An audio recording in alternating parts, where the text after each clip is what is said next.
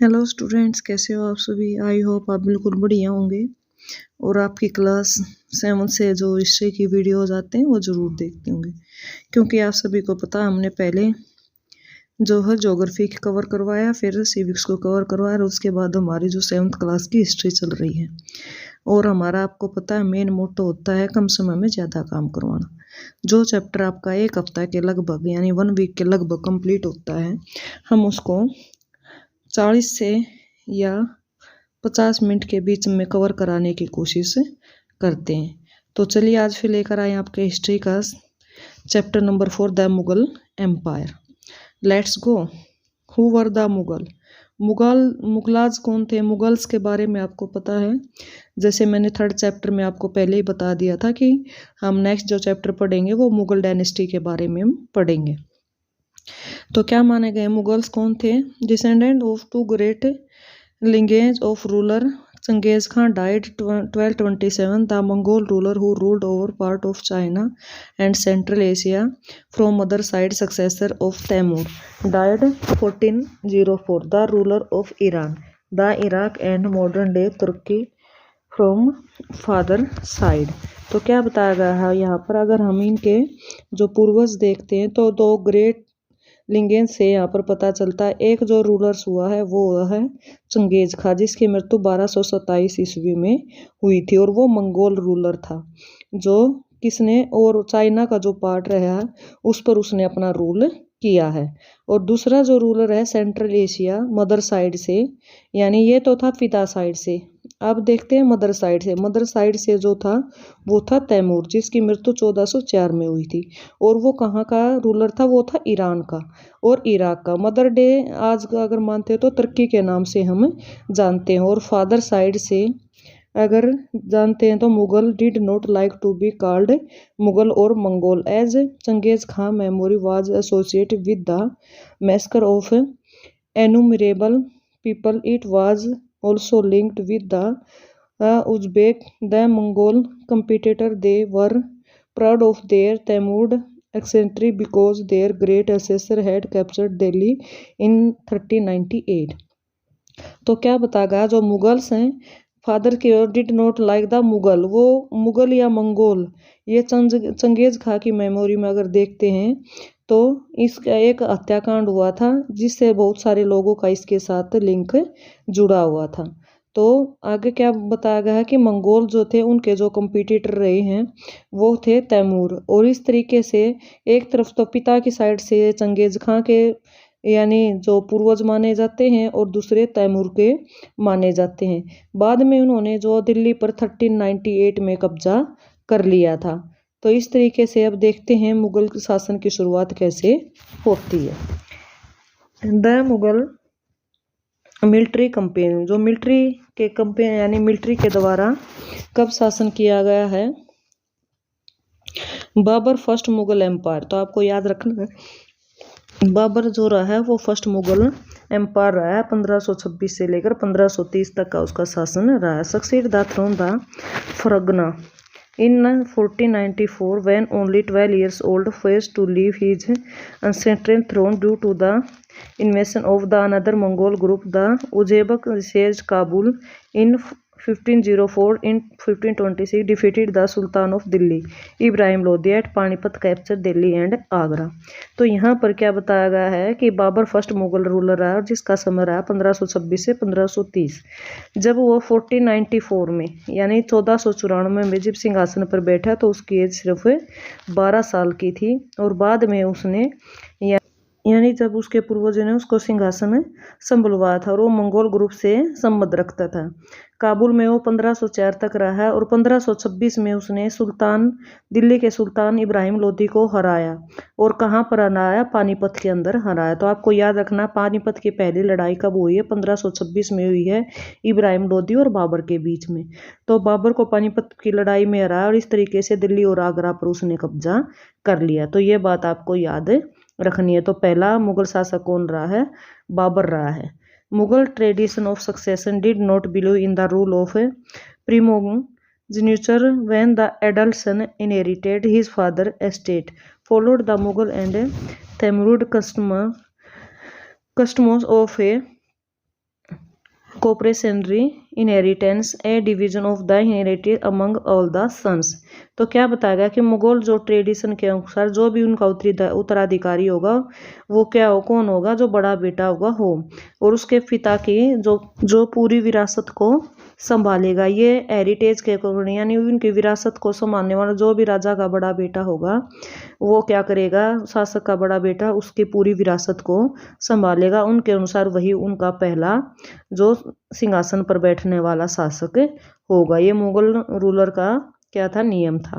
Mughal relation with other ruler, Mughal rulers comparison constantly against ruler who refused to accept their authority. However, as they become powerful, many rulers like the Rajput joined them voluntarily. Many of the Rajput married their daughter into Mughal families and received high position. Many resisted as well.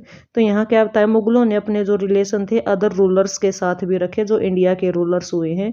अगर कोई उनसे क्या उनको मना कर देता अपने साथ रिलेशन रखने से, तो वो उनको ज़बरदस्ती हासिल कर लेते थे। इसलिए एक पावरफुल मुगलों ने एक पावरफुल राजपूत राजा के साथ भी अपने क्या संबंध बनाए। उन बहुत सारे जो राजपूत रहे उन राजपूतों के साथ उन्होंने, जो राजपूत थे उन्होंने अपनी बेटियों का विवाह किसके साथ कर दिया था, मुगल फैमिलीज के साथ कर दिया था। और उस मुगल फैमिलीज में उनकी जो पोजीशन रखी गई थी, यानी मुगल एम्पायर में वो पोजीशन हाई लेवल की होती थी। तो आपको याद रखना कि मुगलों का जो रिलेशन था हमारे भारत के जो राजपूत शासक थे उनके साथ अच्छा था। अगर कोई नहीं मानता था मुगलों की बात तो वो उसको ज़बरदस्ती उस राज्य को छीन लेते थे। अगर कोई मान लेता तो वो उनके साथ हाथ मिला लेते। और बहुत सारे राजपूतों ने मुगल शासक के साथ, मुगलों के साथ अपने हाथ मिलाए थे। और बहुत सारे राजपूतों ने अपनी बेटियों का, यानी अपनी डॉटर्स का विवाह बहुत सारे मुगलों के साथ मुगल फैमिलीज में किया और हाई पोजीशन को रिसीव किया था। तो ये बात आपको याद रखनी है। अगर देखते हैं many registered as well, example देखते हैं किसने किसके साथ क्या किया। फॉर एग्जाम्पल लेते हैं, Sisodia Rajput of Mewar refuse to accept Mughal authority. However upon defeat they were honourably treat by the Mughals, give the lands watan back as assignments, watan jagir. These carefully balanced between defeating but not humiliating their opponents, enable the Mughals to extend their influence over many kings and chieftains. However, it was difficult to keep their balance all the time. तो यहाँ पर क्या बताया गया है कि भाई examples के दौरान अगर देखते हैं तो सिसोदिया राजपूत ऑफ मेवाड़ के सिसोदिया राजपूत होते थे, उन्होंने मुगलों के अथॉरिटी को मानने से मना कर दिया था। तो इसके बदले क्या हुआ कि उनको धीरे धीरे मुगलों से क्या है, हार का सामना करना पड़ा और बदले में उनको बहुत सारी लैंड देनी पड़ी, जिसको वतन जागीर के नाम से जाना जाता था। यानी सिसोदिया राजवंश को किसको देनी पड़ी थी, मुगलों को देनी पड़ी थी।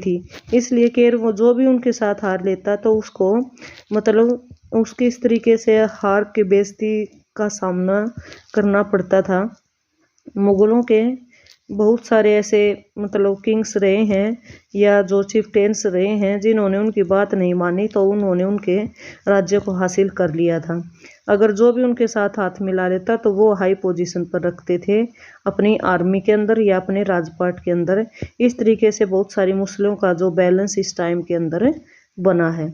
अब देखते हैं हम, ये तो था कि भाई किस तरीके से राजपूतों के साथ संबंध थे किसके, मुगलों के। मनसबदार एंड जागीरदार, अब ये मनसबदार और जागीरदार कौन है ये देखते हैं। Empire expanded to include different region, Mughal recruited diverse bodies of people from Turkish nobles, they went to the include Iranis, Indian, Muslim, Afghan, Rajput, Marathas and other groups. Some joined Mughal services as Mansabdar, term referred to an individual who hold a Mansab, meaning a position or rank grading system used by Mughal of rate, rank, salary and military responsibilities. Rank and salary determined by a numerical value. तो मनसबदार और जागीरदार के बारे में क्या बताया है कि भाई साम्राज्य के अंदर जो मुगल जो रीजन है, जो क्षेत्र हैं, जो बॉडी रहे हैं, तो कौन कौन से लोग इसके अंदर शामिल हुए। तो बहुत सारे ईरान, ईरानी जिसके अंदर इंक्लूड रहे हैं, इंडियन मुस्लिम इसके अंदर इंक्लूड रहे हैं, अफगान के लोग रहे हैं, राजपूत लोग रहे हैं, मराठास लोग रहे हैं, और अलग अलग जो ग्रुप इसके मुगलों ने बहुत सारे ऐसे जो सेम ग्रुप रहे हैं जिन्होंने मुगल साम्राज्य की सर्विस को स्वीकारा, और बहुत सारे मुगलों के पद पर उन्होंने मनसबदार जैसे पदों पर अपना काम किया। बहुत सारी उनकी खुद की यानी इंडिविजुअल जो मनसब होती थी, इसका मतलब क्या होता था, मनसब का मतलब होता है कि पोजीशन क्या है, उनका रैंक क्या है, उनका ग्रेडिंग सिस्टम क्या है। तो मुगलों के ये रेट होते थे, यानी इस ग्रेडिंग सिस्टम का मुगलों ने यूज किया था। फर्स्ट होता था रैंक, और दूसरी होती थी सैलरी, और तीसरी होती थी मिलिट्री रिस्पॉन्सिबिलिटी।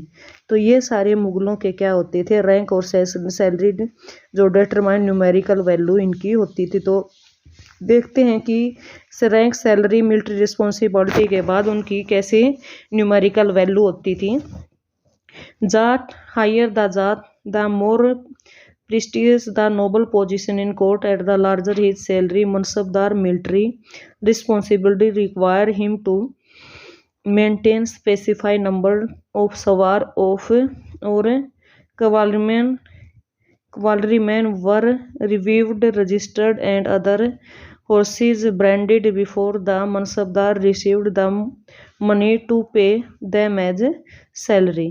तो यहाँ पर क्या बताया है कि सबसे ऊपरी जो जात थी वो हायर थी, मोर जो अगर देखते हैं नोबल पोजीशन रही है कोर्ट में, और सैलरी मनसबदार को दी जाती थी। मिलिट्री में उनकी रिस्पॉन्सिबिलिटी होती थी, वो मिलिट्री को मेंटेन करने के लिए स्पेसिफाइक उनके पास सवार होते थे या रथ वाहन होते थे। इस तरीके से हॉर्सेस की जो रजिस्ट्री की जाती थी, हॉर्सेस के अलग अलग ब्रांड होते थे, और मनसबदार को इनके ये रिसीव करता था, उसको सैलरी में पैसे दिए जाते थे। तो यहाँ पर क्या बताया गया, आप देखिए कि सबको सैलरी दी जाती थी। मिलिट्री में कैसी पोजीशन होती थी मनसबदार की, और सवार का नंबर भी होता था, कैसे रथ वाहन होते थे, और हॉर्स के कौन कौन से ब्रांड होते थे, किस तरीके से ये सारी चीज़ों को रजिस्टर्ड किया जाता था, और मनसबदार को सैलरी दी जाती थी। मनसबदार सैलरी वज रिवेन्यू असाइनमेंट कॉल्ड जागीर्स। अब क्या बताया, मनसबदार को जो सैलरी दी जाती थी वो जो रिवेन्यू यानी जो भी टैक्स आता था लैंड से, उससे जो पैसा होता था वो मनसबदार की क्या होती थी, सैलरी होती थी, और जिसको क्या बोला जाता था, जागीर भी बोला जाता था। यानी उस जमीन को, जिस जमीन से उसकी यानी रिवेन्यू इकट्ठा करता था मनसबदार, उसको क्या नाम दिया गया, जागीर। Like Ikta, however, unlike Mukti's, most Mansabdar did not administrate their Jagir. Mansabdar only had rights to the revenue. Their assignment collect for them for their servants while they themselves served in another part of the court. During Akbar region, Jagir were assessed to, so the revenue were roughly same as the salary of the Mansabdar. However, तो यहाँ पर क्या बताया गया है कि किस तरीके से जो मनसबदार को सैलरी दी जाती थी उसकी जागीर के रूप में, और वो पूरे यानी सर्वेंट्स, जितने भी सर्वेंट्स से वो क्या करता था, रेवेन्यू कलेक्ट करता था, उसी से उसकी सैलरी मिलती थी। खास करके अकबर के क्षेत्र में ऐसा होता था।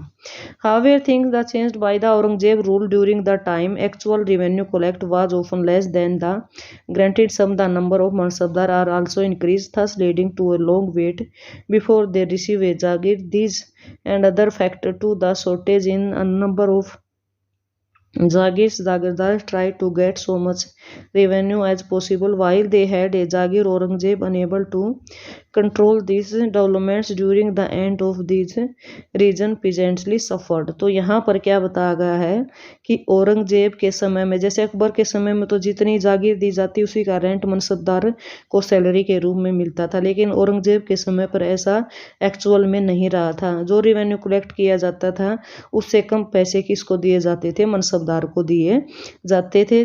ज़्यादा यानी उसको आल्सो यानी बाद में उसको इंक्रीज किया जाता है लंबे समय के बाद।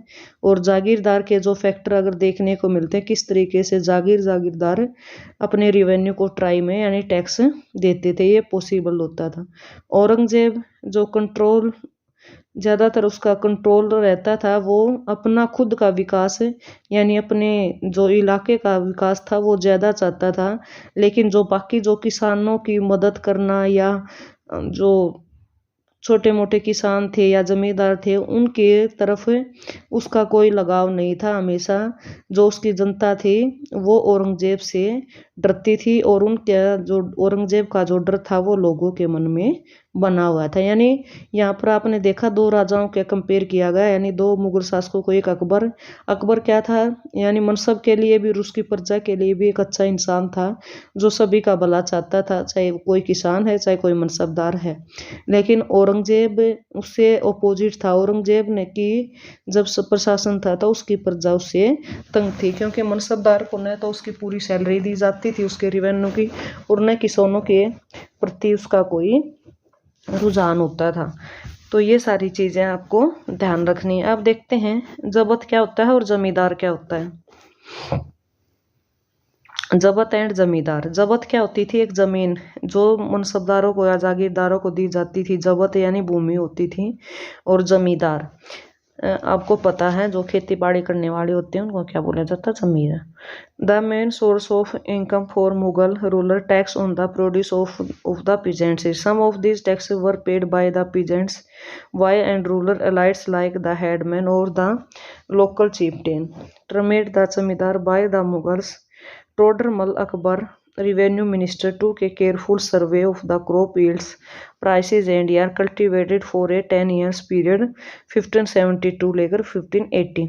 तो यहाँ पर मेन सोर्स अगर मुगल शासकों का देखा जाए कि वो कहाँ से उनके पास पैसा आता था, तो मेन सोर्स होता था उनका रिवेन्यू, यानी जमीन से जो टैक्स इकट्ठा होता था वो उनकी इनकम का मेन सोर्स होता था।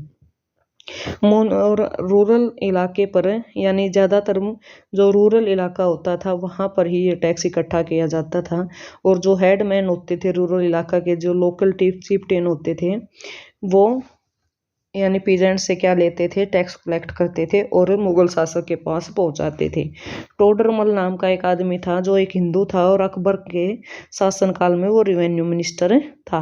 उसकी केयरफुल सर्वे के रूप में क्रॉप्स की यानी बोई जाती थी और उनके जो प्राइस थे वो निर्धारित किए जाते थे। और कल्टीवेटेड जो समय रहता था वो 10 साल का रहता था। तो आपको याद रखना वो समय कौन सा होता था, 1570 से लेकर 1580, यानी 10 ईयर्स का समय होता था। केयरफुल सर्वे में जो जो क्रॉप्स को यील्ड किया जाता था और प्राइस निर्धारित किए जाते थे। Based on the data the tax was fixed on so each crop in cash. Every province was divided into revenue circle with its own schedules of revenue rates for the individual crops.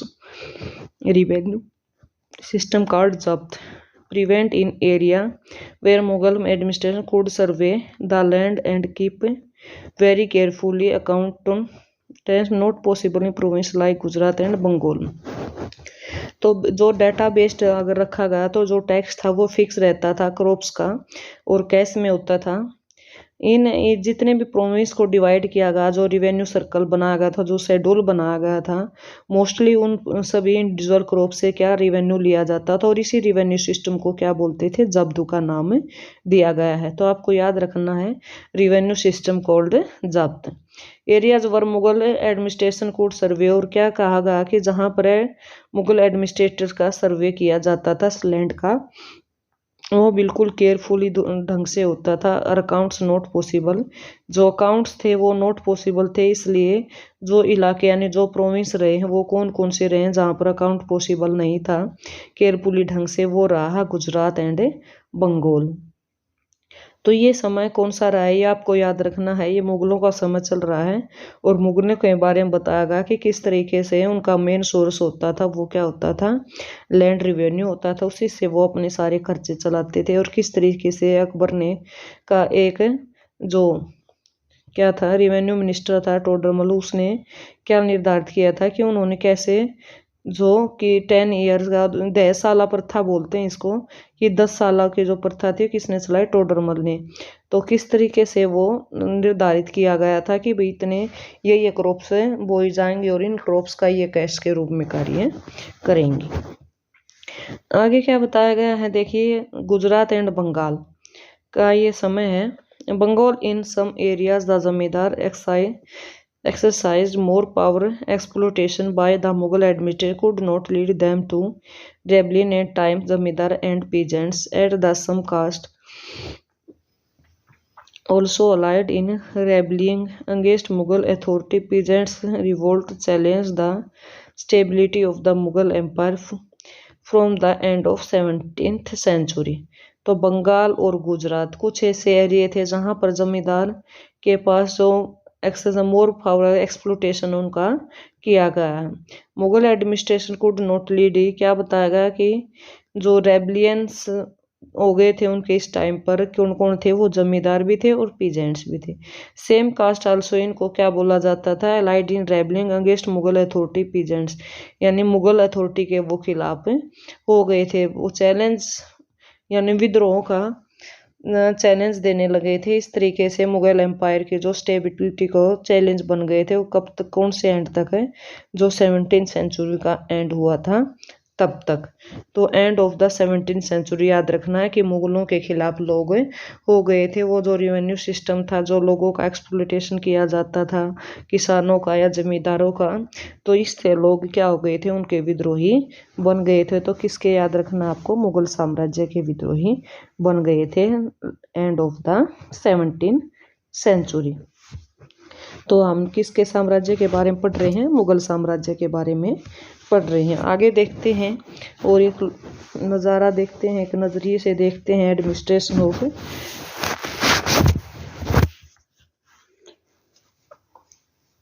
A closure look Akbar policies. एक अकबर के बारे में जानते हैं कि अकबर की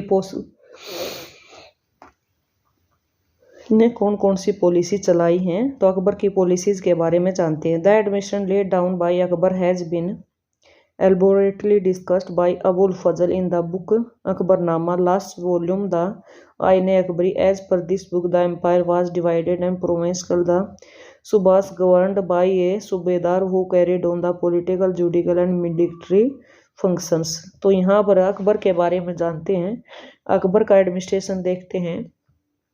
तो अकबर का एक महान जो उसके रत्न होते थे, उन महान रत्नों में से एक था जिसका नाम था, क्या नाम था, अबुल फजल। अबुल फजल ने अकबरनामा और आईने अकबरी नामक दो जो क्या लिखी हैं, बुक लिखी हैं किसकी, अकबर के बारे में।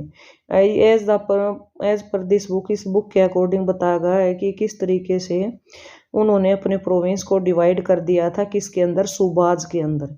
तो आपने कभी सुना होगा एक लोकल भाषा में कि दिल्ली सूबा, तो सूबाज के अंदर क्या कर दिया था, अकबर ने अपनी सल्तनत को डिवाइड कर दिया था। और इन सूबाज के जो गवर्नर होते थे उनको क्या बोलते थे, सूबेदार बोला जाता था। वो किस किस चीज़ की ध्यान रखते थे, वहाँ की पॉलिटिकल का, जुडिशियल का और मिलिट्री फंक्शन का। तो ये चीज़ें अकबर के समय में हुई हैं। तो आपको याद रखना अकबर की पॉलिसी क्या थी।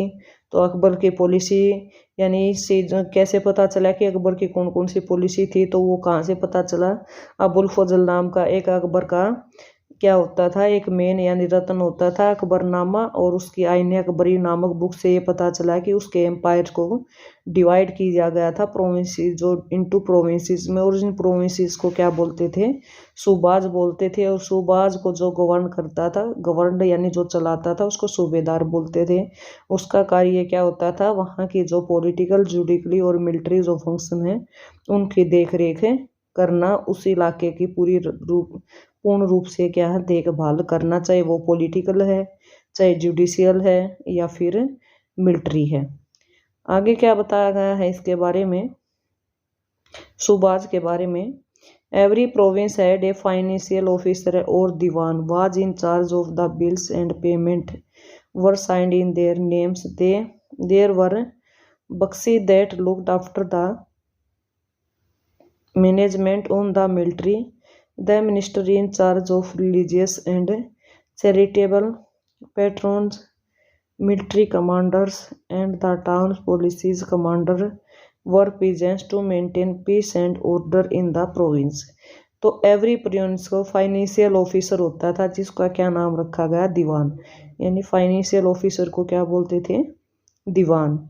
वो क्या होता था, बिल्स के जो इंचार्ज होता था बिल्स का, पेमेंट का, साइन करता था विद नेम के साथ।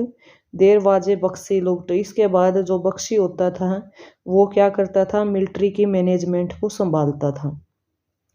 एक मिनिस्टर ऑफ चार्ज होता था जो रिलीजियस या जो चैरिटेबल या जो सदर होता था, मिलिट्री कमांडर होता था जिसको क्या बोलते थे फौजदार, और जो टाउन और पुलिस कमांडर होता था उसको कोतवाल, और जो प्रेजेंट मेंटेन्स पीस और ऑर्डर रखता था कहाँ पर, प्रोविंस में।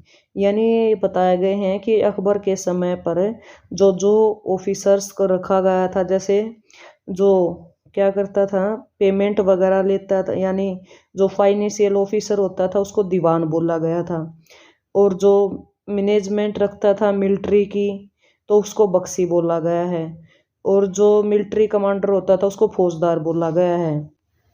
और जो क्या है जो टाउन के अंदर पीस शांति वगैरह या मेंटेनेंस रखता था पुलिस कमांडर को क्या बोला गया है, टाउन के अंदर जो रखता था उसको कोतवाल के नाम से जानते थे। ये सारे अकबर के समय के लोग थे जो आप अपनी जगह संभालते थे। Akbar nobles commanded large armies, Akbar के पास क्या थी, बड़ी आर्मी थी। Had access of large amount of revenue and won their loyal the empire function efficiently, but by end of 17th century many nobles and independent networks and loyalties to the empire weakened. During 1570 and Fatehpur Sikri, Akbar started discussion on religion with the ulema Brahmins, Jesus priests who were Roman Catholic and Zoroastrians। तो अकबर क्या बताया गया था कि भाई अकबर के पास एक लंबी आर्मी है और मोस्टली जो अमाउंट इकट्ठा होता था अकबर के पास वो कहाँ से होता था, रिवेन्यू से इकट्ठा होता था। अब बताते हैं कि लॉयल एंड एम्पायर फंक्शन अगर देखते हैं end of the 17th century many nobles had a independent network चलता था लॉयल्टीज का एम्पायर्स में, और ये वीकेंड में देखने को मिलता था। ड्यूरिंग 1570 फतेहपुर सीकरी में अकबर स्टार्टेड डिस्कशन, उसने अपने जो धर्मों के प्रति डिस्कशन स्टार्ट किया। तो उसके धर्म जो होते थे क्या क्या होते थे उसके यानी जो अकबर का जो साम्राज्य था उसमें अलग अलग तरह के लोग यानी अलग अलग धर्मों के लोग रहते थे, जैसे उलेमा भी, ब्राह्मण्स भी, या जीसस प्रीस्ट या रोमन कैथोलिक्स या जुरेस्टन, सबको समान रूप से सम्मानित किया जाता था।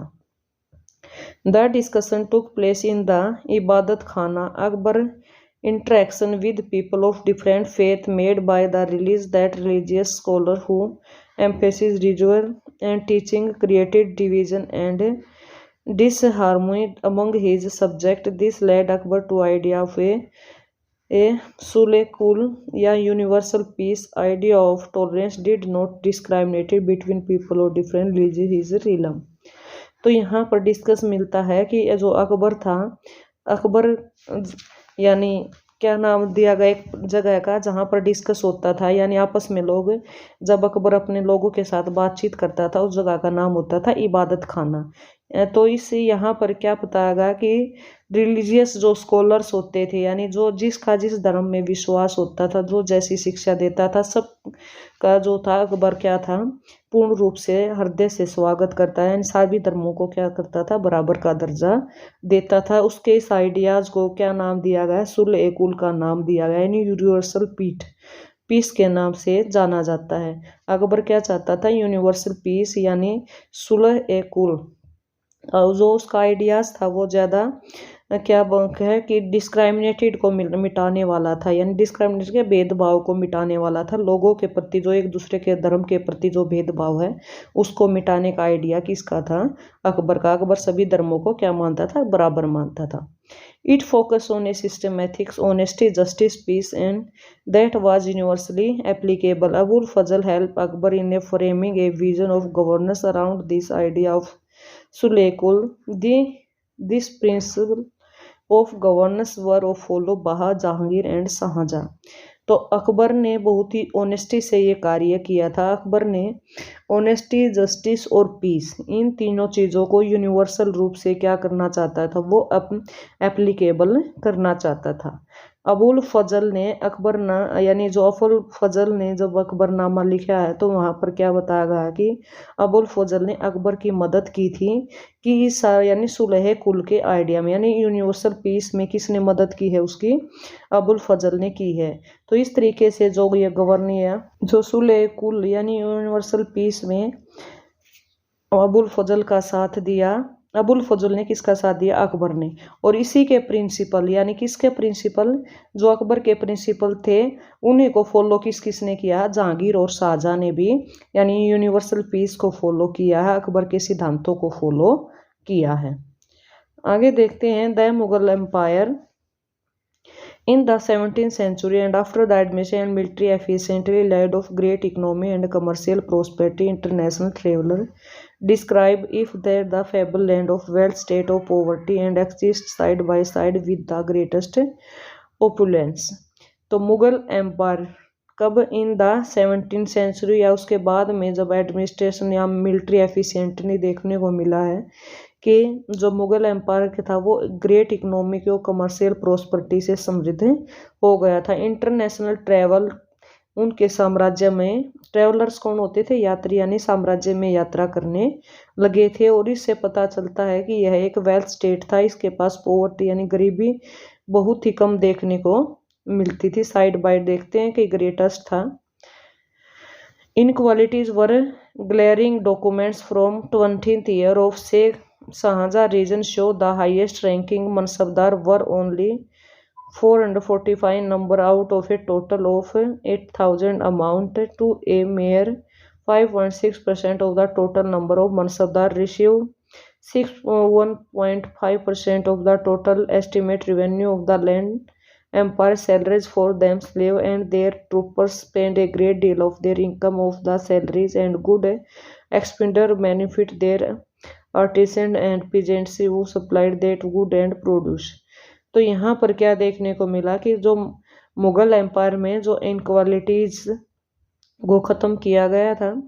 डॉक्यूमेंट्स अगर देखते हैं 20th सेंचुरी यानी 20th ईयर के भी जो शाहजहां का कि जो 20 साल किस तरीके से इस यानी मुगल एम्पायर के कितने अच्छे थे। हाईएस्ट रैंकिंग जो मनसबदार थे, नंबरिंग बताई गई है कितनी थी, 445 इन नंबर ऑफ आउट टोटल कितने 8,000 अमाउंट में रहते था, जो 5.6% टोटल नंबर ऑफ मनसबदार थे। और इतना वो क्या 61.5% और आसपास रिवेन्यू क्या है इसके एस्टिमेट के रिवेन्यू इकट्ठा कर लेते थे जो उनकी सैलरीज के रूप में दिया जाता था। तो इससे पता चलता है कि भाई जो मनसबदार की जो इनकम थी, जो सैलरीज थी वो अच्छी होती थी और भी उनको बहुत सारे बेनिफिट्स मिलते थे। और जो आर्टिस्ट थे या किसान थे वो जो अपने माल को सप्लाई करते थे, गुड्स को प्रोड्यूस करते थे, तो उनकी भी अच्छी तरीके से मुगल एम्पायर में जगह होती थी। यानी जो मेन 3 राजा हुए हैं जिनमें मनसबदार को या किसानों को या जो आम जनता थी उनका ध्यान रखा गया। तो पहले तो कौन माना गया, अकबर सबसे महान माना गया, उसके बाद आता है जहांगीर और फिर शाहजहां। हालांकि शाहजहां ने इतने लोगों के प्रति अपनी जागरूकता नहीं दिखाई थी, फिर भी इनको इंक्लूड किया जाता है कि शाहजहां भी ने भी किसको फॉलो किया था, जो अकबर था उसको फॉलो किया था। तो आगे देखते हैं, ये तो हमने क्या देखे इनकी रैंकिंग देखते हैं कि शाहजहां के क्षेत्र में किस तरीके से लोगों की जो मनसबदारों की रैंकिंग होती थी, किस तरीके से उनको रैंक दिए जाते थे, कितनी उनको रिवेन्यू यानी जो सैलरीज के रूप में दिया जाता था। Produce higher scale of revenue collection left very little for invention in the hands of the primary producer. The peasants and artisans poors live in hand to mouth exist could not invest in additional resources to lower supplies to increase productivity. Whether peasants and artisans group and merchants and bankers profit in the economic world, enormous wealth and resources commanded by Mughal elite made them extremely powerful in the late 17th century. तो क्या बताएगा कि अगर revenue collection का जो system देखते हैं वो एक लिटिल इन्वेस्टमेंट मानते थे कि उनके हाथों में जो आती थी, जो प्राइमरी प्रोड्यूसर होते थे जैसे जो पीजेंट्स थे या आर्टिस्ट थे, पुट लिवे हैंड टू माउथ, ये माना गया है कि वो वैसे ही गरीब बने रहे थे। जो गरीब किसान थे उनके साथ इतना उनके पैसा इन्वेस्ट उनके साथ नहीं किया जाता था। दूसरी तरफ अगर देखते हैं जो क्या माना गया कि जो रिसोर्सेज थे बाद में उनको इन्वेस्ट किया गया, not invest to additional resources के टू लोड सप्लाई, जो इतना इन्वेस्ट नहीं किया जाता था। इंक्रीज प्रोडक्टिविटी, जो प्रोडक्टिविटी को इंक्रीज किया गया। वेल्दर यानी जो पीजेंट्री थे या आर्टिस्ट ग्रुप थे, मर्चेंट्स थे या बैंकर थे, प्रॉफिट इकोनॉमिक वर्ल्ड अगर देखते हैं तो वैसे उनके पास पैसा को बढ़ावा मिला है। अगर रिसोर्सेज देखते हैं मुगल एलाइट के, कितने जो 17वीं सेंचुरी के लास्ट तक क्या हो गया था, मुगल एम्पायर क्या हो गया था, बहुत ही पावरफुल बन गया था। बहुत ज़्यादा पैसा जो ये लोग यहाँ पर खर्च करते थे, जैसे बिल्डिंग्स बनाने में खर्च करते थे। मेनली बिल्डिंग आपने देखा होगा, जैसे ताजमहल बनवाया गया है, रेड फोर्ट बनवाया गया, जामा मस्जिद बनवाई गई, तो इन पर इस तरीके से पैसा ज़्यादातर मोस्टली खर्च करते थे। As the authority of the Mughal empire decline as the his servants emerged as a powerful centre of power in the religious constituting new dynasties and holding command of provinces like Hyderabad and Awadh, they continue to recognize the Mughal Empire in Delhi as the master. By 18th century, the province of the Mughal constituted their independent policy identities.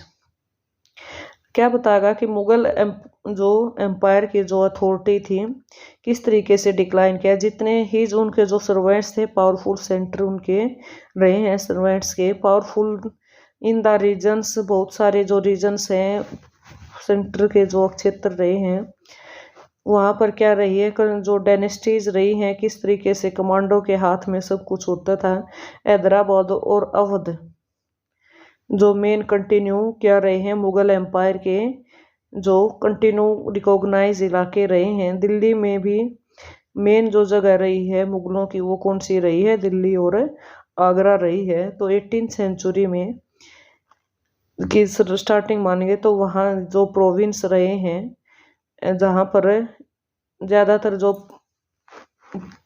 Province थे यानी जो इलाके थे, जो सूबे थे, जो अकबर के समय पर बांटे गए थे, उन्होंने अपनी पॉलिटिकल जो आइडेंटिटीज थी उसको इंडिपेंडेंट करके दिखाया। तो यहाँ पर हमें पता चला कि किस तरीके से मुगल एम्पायर के जो अथॉरिटी को धीरे धीरे डिक्लाइन होने लगी, डिक्लाइन यानी ख़त्म होने लगी, और ज़्यादातर जो उनके जो सर्वेंट्स थे वो क्या हो गए थे, पावरफुल हो गए थे। अलग अलग क्षेत्रों के जो सर्वेंट्स थे अलग और नाम दिए गए हैं, जो प्रोविंस मेनली हैदराबाद और अवध के रहे हैं, जिन्होंने मुगल एम्पायर को खुद से अलग कर लिया था। और इस तरीके से जहाँ पर 18th सेंचुरी में दिल्ली के आसपास के कुछ इलाके रहे हैं, कुछ प्रोविंस रही हैं, उन्होंने भी किससे यानी मुगल एम्पायर से खुद को आज़ाद कर लिया था। अपनी पॉलिटिकल आइडेंटिटीज को वो अलग से दर्शाने लगे थे। तो 18th सेंचुरी के लास्ट तक क्या हो गया था, मुगल एम्पायर का अंत होना यानी ख़त्म होना स्टार्ट हो गई।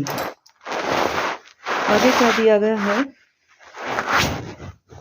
क्वेश्चन आए हैं हमारे चैप्टर के। ये था हमारा चैप्टर जो मुगल एम्पायर का चैप्टर नंबर 4। अब हम इसके क्वेश्चन आए, हमारा चैप्टर कंप्लीट हो गया। अगर आपको कोई डाउट रहता है तो आप डाउट को कमेंट में पूछ सकते हैं। अब आया हमारा question number 1, what was the culture of ancient Mughal, कि मुगलों का अगर देखते हैं तो कल्चर कहाँ से स्टार्ट होता है। The empire of the founded was a sophisticated civilisation based on religious toleration, it was a mixture of Persian, Mongol and Indian culture.